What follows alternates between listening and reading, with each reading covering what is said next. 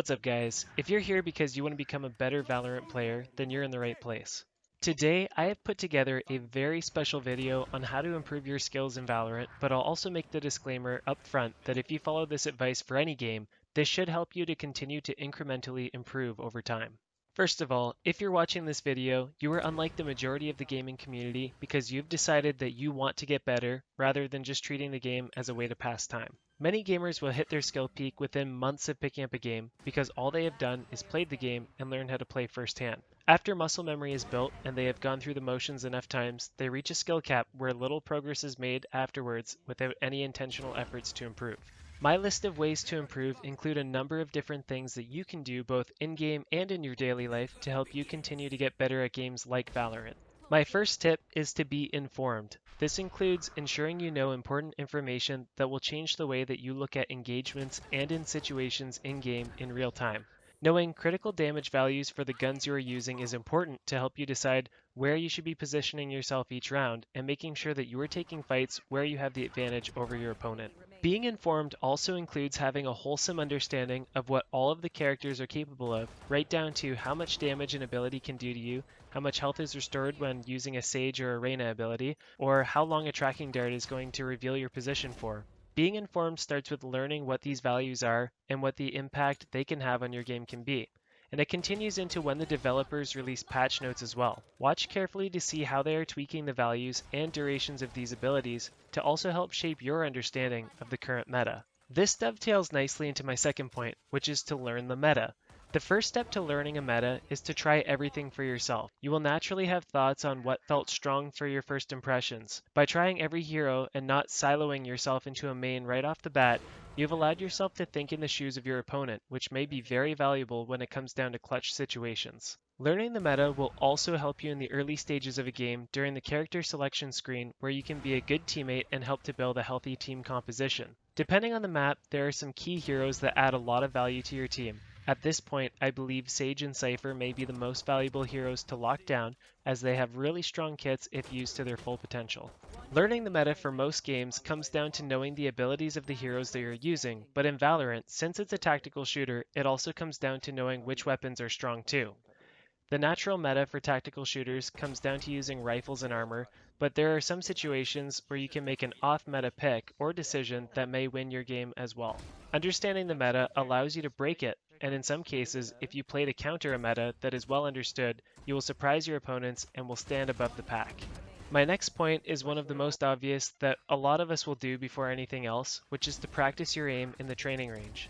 Your mechanical abilities in a game like this are extremely important, and being able to win head-to-head gunfights is always going to be a prerequisite for you to excel. Pick up some guns and practice flicks, practice spray patterns, and also practice to tune yourself to understand critical ranges for damage output as well. Ensure that you're spending time practicing with weapons that you're less comfortable with, because practice time is the time and place to use them. Spike Rush is also a great place to practice the full rotation of weapons since you are locked into specific loadouts every round, and this will force you to use some guns that you wouldn't normally pick up. Another very important thing to do if you're looking to improve is to watch pro players play in tournaments and set matches. Recently, the Pulse Invitational tournament took place, which showcased the best pro teams and players in Valorant. Watching these guys hash it out is like opening up a textbook on Valorant best practices and getting a hyper session on how to get better at every hero that you watch. These guys spend hours in the maps figuring out how to get the most value out of every hero and their ability, right down to some amazing techniques like one-way smokes, full map Sova arrows, and some brilliant set plays. You also get the pleasure of watching the top 1% of mechanically gifted players in the world, so you get to see some exciting plays from some amazing players. Watching the pros play will hopefully also give you some inspiration, which may help you to continue on your quest to improve. The next few points are extremely important, and I hope you all take these very seriously because these are extremely fundamental to allowing you to effectively practice the other steps. You need to prioritize your mental and physical health. This starts with ensuring that you get an adequate amount of sleep every night. If you aren't sleeping, you will have a very hard time focusing or retaining information, and you won't learn as fast as you would if you were sleeping on a healthy and regular schedule. To go with this, eating healthy and exercising regularly is also really important because these are both things that will allow you to have a positive outlook on yourself and will allow you to maintain your composure better in game.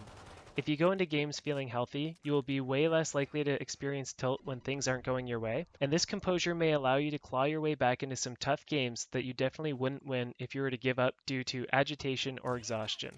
The next point is to avoid playing competitively while under the influence of mind-altering substances. In short, drinking or being high while playing will limit your ability to perform at a consistent level. While it has been noted that some people are able to function at a pretty high level in this state, the general consensus is that performance will continuously decline if this behavior persists. I would also add that you should practice how you're going to play, so practicing while under the influence is not advisable as well.